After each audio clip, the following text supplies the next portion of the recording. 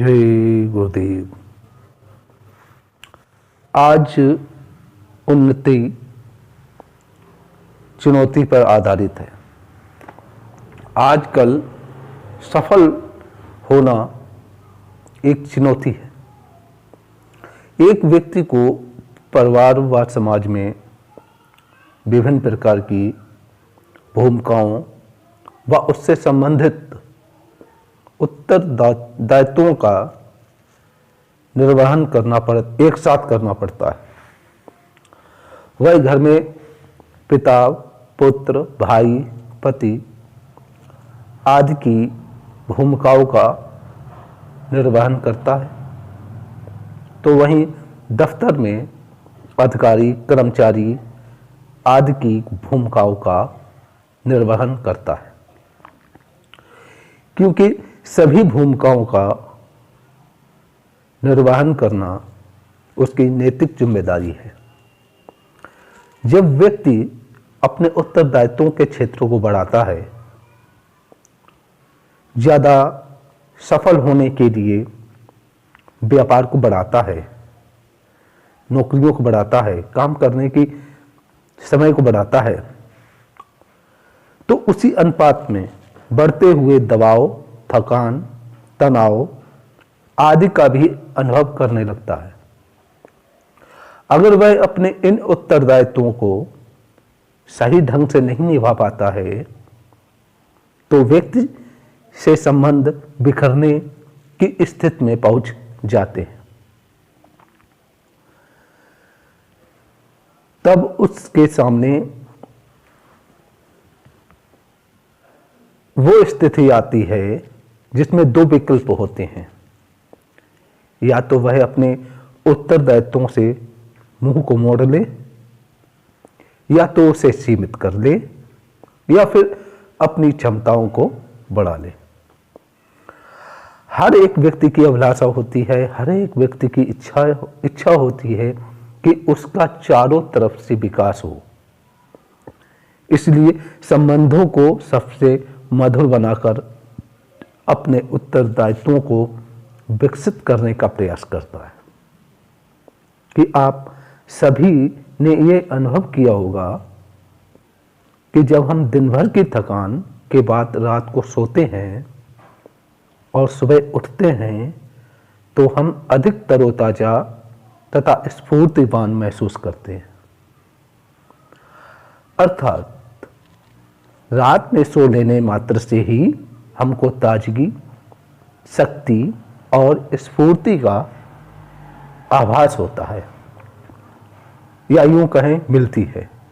इससे ये स्पष्ट होता है कि जो हमारे स्नायु संस्थान तथा शरीर को मात्र विश्राम मिलने से उसे स्वतः अंदर से ऊर्जा व शक्ति का अनुभव होने लगता है, मिलती है। इसलिए ये स्पष्ट हो जाता है कि जिस व्यक्ति को जितना ज़्यादा विश्राम मिलेगा, उसे अपने अंदर से उतनी ही अधिक ऊर्जा व शक्ति प्राप्त होगी। जैसा कि आप सभी जानते हैं कि जब मजदूर कार्य करते करते अधिक थकान का अनुभव करता है और उसे लगता है कि थोड़ा सा विश्राम कर लें,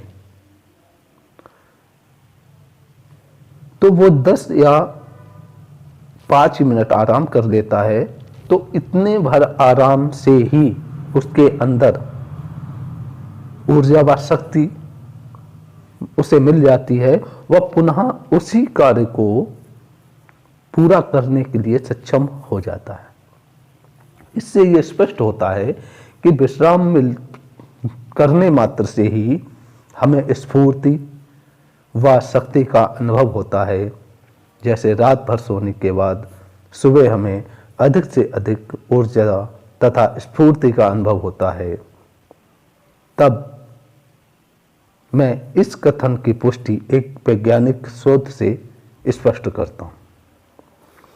वैज्ञानिकों के शोधों से ये सिद्ध हो चुका है कि औसतन 6 घंटे गाढ़ी नींद से जितना गहन विश्राम हमारे स्नायु संस्थान को मिलता है, उससे लगभग 2 गुना गहन विश्राम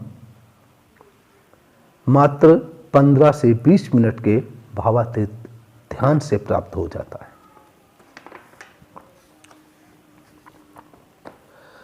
हम देखते हैं कि आज के इस वैज्ञानिक युग में जो राष्ट्र सबसे ज़्यादा समृद्धशाली हैं और वो राष्ट्र जो उन्नति और विकास के दृष्टिकोण से अविकसित हैं, हर राष्ट्र के एक छोटे से व्यक्ति से लेकर वो एक बड़े व्यक्ति से लेकर संभ्रांत परिवार से के व्यक्ति को लेकर एक सामान्य व्यक्ति तक सभी थकान, तनाव और दबाव से ग्रस्त होते हैं।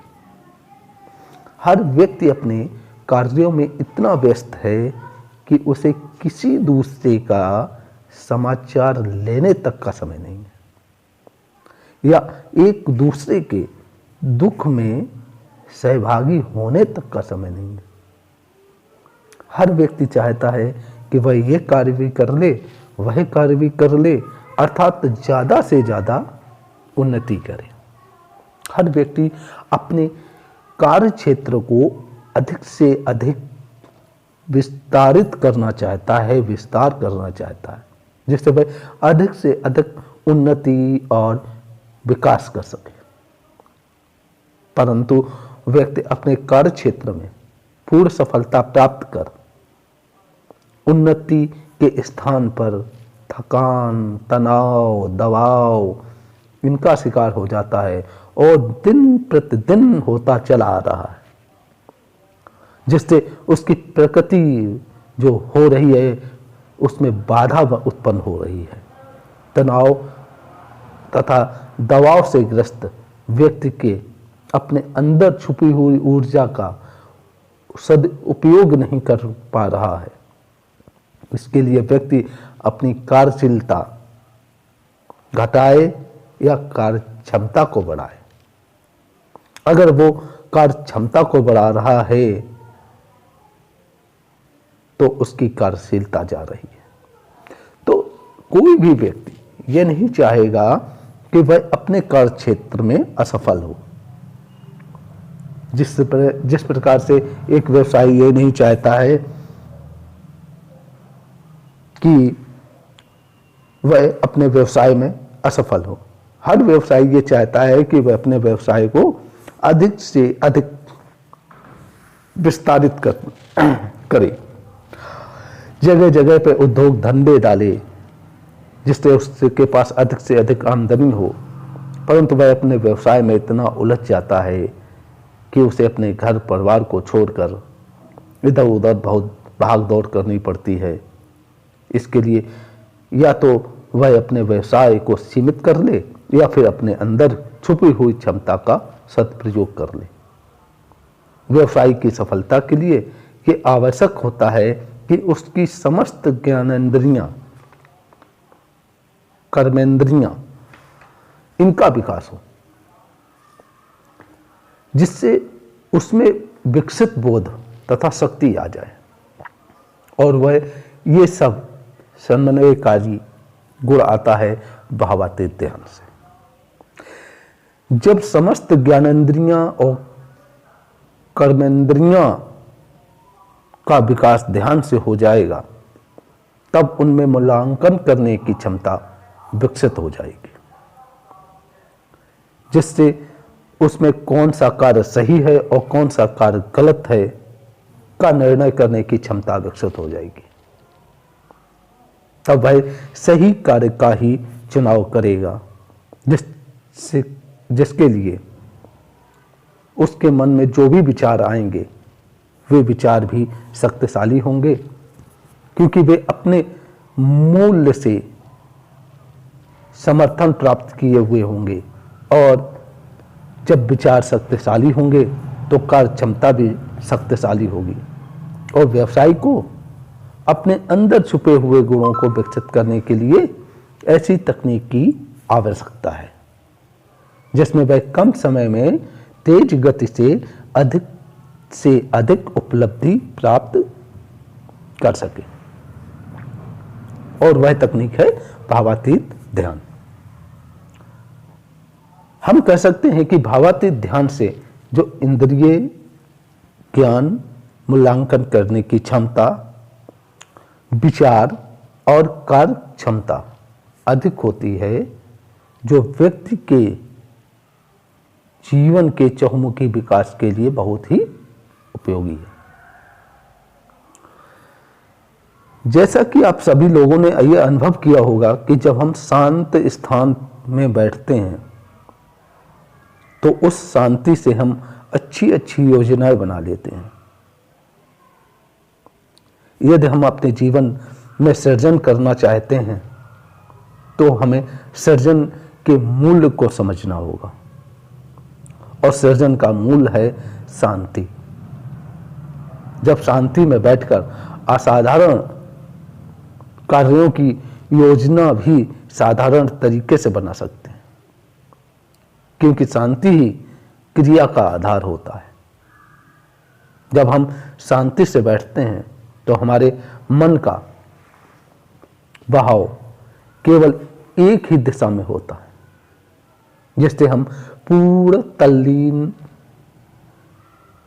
होकर वह कार्य करते हैं तो हमें अवश्य ही उसमें सफलता प्राप्त होती है।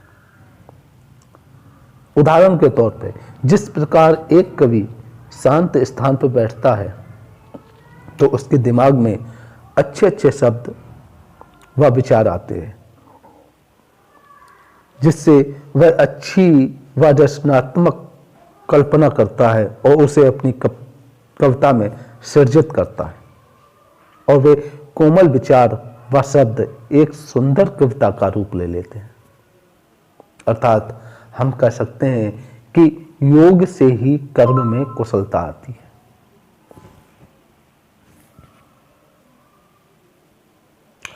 मनोविज्ञान ने यह सिद्ध कर दिया है कि व्यक्ति अपने मन के एक छोटे से भाग का ही प्रयोग करता है, अर्थात मात्र 5 से 10% ही मानसिक क्षमता का उपयोग दैनिक जीवन में करता है। यही कारण है व्यक्ति अपने जीवन का पूर्ण आनंद नहीं ले पाता, जबकि मनुष्य के लिए ऐसा कोई भी कार्य नहीं है जिसे वह अपने जीवन में ना कर सके। पूज्य महर्षि जी ने जन समुदाय को ऐसी तकनीक दी है जिसके माध्यम से व्यक्ति अपनी मानसिक क्षमता का 100% उपयोग करने की ओर अग्रसर हो जाता है, और उस तकनीक का नाम है भावातीत ध्यान। जो व्यक्ति भावातीत ध्यान का अभ्यास नहीं करते, उनकी चेतना का स्तर भी बेखरी चेतना तथा चेतन मन का होता है, और उसी चेतना के स्तर पर वे अपने कार्यों को संपादित भी करते हैं, जिससे उन्हें किसी भी कार्य में मात्र 10 से 5% ही सफलता प्राप्त होती है, और वह अपने जीवन का पूरा आनंद उठाने में असमर्थ रहते हैं। लेकिन चेतना का क्रम से विकास होने लगता है तो वह बेखरी चेतना से मध्यमा चेतना में आ जाती है। अगर क्रम से विकास होगा, अगर आप भावातीत ध्यान करेंगे तो आपकी जो चेतना है, बेखरी चेतना है, वो मध्यम चेतना के स्तर पर आ जाएगी, जहां उसे किसी कार्य में 25 से लेकर 50% तक 50% तक सफलता की संभावना निहित होती है। उसी प्रकार से भी मध्यम चेतना से वो पश्चंती चेतना के स्तर पर भी आता है, तो उसमें उसी कार्य को करने में उसे 50 से 75% सफलता प्राप्त करने की संभावना होती है। इसीलिए आप सभी लोगों को भावातीत ध्यान सीखना चाहिए, नेक्स्ट अगले वीडियो में। तब तक के लिए जय गुरुदेव।